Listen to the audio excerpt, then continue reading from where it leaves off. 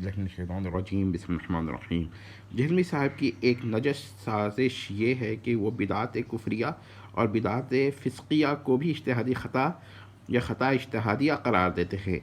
مثلا سیدنا عثمان رضی اللہ تعالیٰ عنہ کے عہد میں جو فسادی یعنی ٹیررسٹ اور انسریکٹرس تھے، جہلمی صاحب کے نزدیک وہ تاویل کی غلطی یا خطا اجتہادی تھی، علیاذ باللہ۔ اسی طرح اجتہادی اختلافات جو صحابہ میں ہوئے ہیں ان کو یہ بدعت قرار دیتے ہیں۔ یہ بہت بڑی سازش ہے جہلمی کی، اور جہلمی صاحب یہی بات کہتے ہیں، ہم نے خود ایسی باتیں سنی ہے اور ایسا ثبوت بھی ہے۔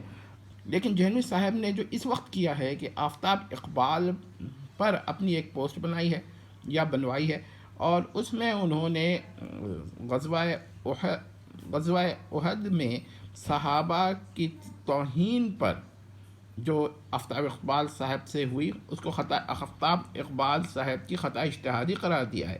جہلمی صاحب کی اس جسارت پر سوائے اس کے اور کیا کہا جائے کہ اب بھی اگر ان کے سامعین اور حامیجین کو جہلمی صاحب کی سازش سمجھ میں نہیں آتی تو پھر اس کا واضح مطلب ہے کہ ان کے سامعین اور حامیجین وہ بھی معدوم الایمان ہو چکے۔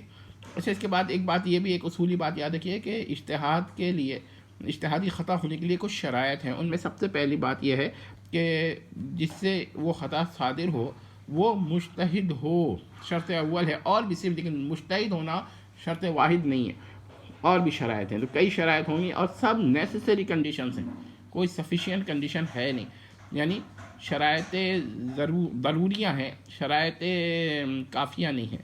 تو میں آپ سے یہ کہنا چاہ رہا ہوں کہ جہلمی صاحب کا عقیدہ دیکھ لیجئے۔ حضرت عثمان رضی اللہ تعالیٰ عنہ کے بارے میں یہ بھی کہتے ہیں، علیاذ باللہ علیاذ باللہ، کہ ان کی شہادت جو تھی وہ ان کی غلطیوں کا یعنی اجتہادی خطاؤں کا کفارہ بن گئی۔ مگر اجتہادی خطا یہ نہ سمجھے جو ہم مراد لیتے ہیں، جو اہل سنہ مراد لیتے، بلکہ اجتہادی خطا سے جہلمی صاحب کی مراد بدعات ہیں۔ ان کے نزدیک صحابہ کی جو اجتہادی خطائیں جو یہ بیان کرتے ہیں وہ بالکل ایسی ہیں جیسے فساق کی اجتہادی خطا، اہل ضلالہ کی اجتہادی، وہ اجتہادی خطا نہیں ہے فساق کی، وہ گناہ ہیں، وہ بدعات ہیں، ان کو قبائح کہیں گے۔ لیکن جہلمی صاحب نے فرق اس کو قائم نہیں رکھا۔ میں پھر یہ کہتا ہوں کہ جہلمی صاحب نے بہت بڑی غلطی کر رہے ہیں۔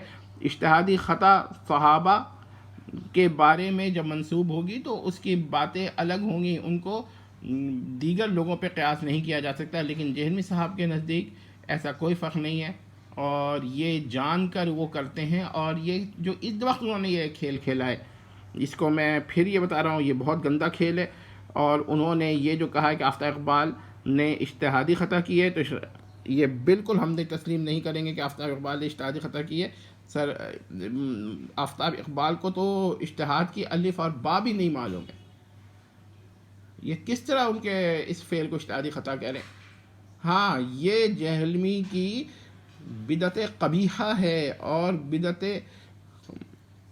قبیحہ ہی نہیں ہے بلکہ انتہائی درجے کی بدعت قبیحہ ہے کہ وہ اجتہادی خطاؤں کو اتنا عام کر دے رہے ہیں کہ اس میں صریح بدعت قبیحہ اور قادحہ بھی داخل ہو جا رہی ہیں۔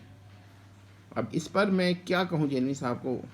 صرف آپ لوگوں سے گزارش ہے کہ توبہ کریں، اور اگر آپ لوگ توبہ نہیں کریں گے تو پھر آپ لوگ بھی جہلمی صاحب کے جہلمی صاحب کے نقش قدم پہ چلیں گے تو پھر ہم کہیں گے آپ لوگ بھی معدوم الایمان ہیں، نعوذ باللہ۔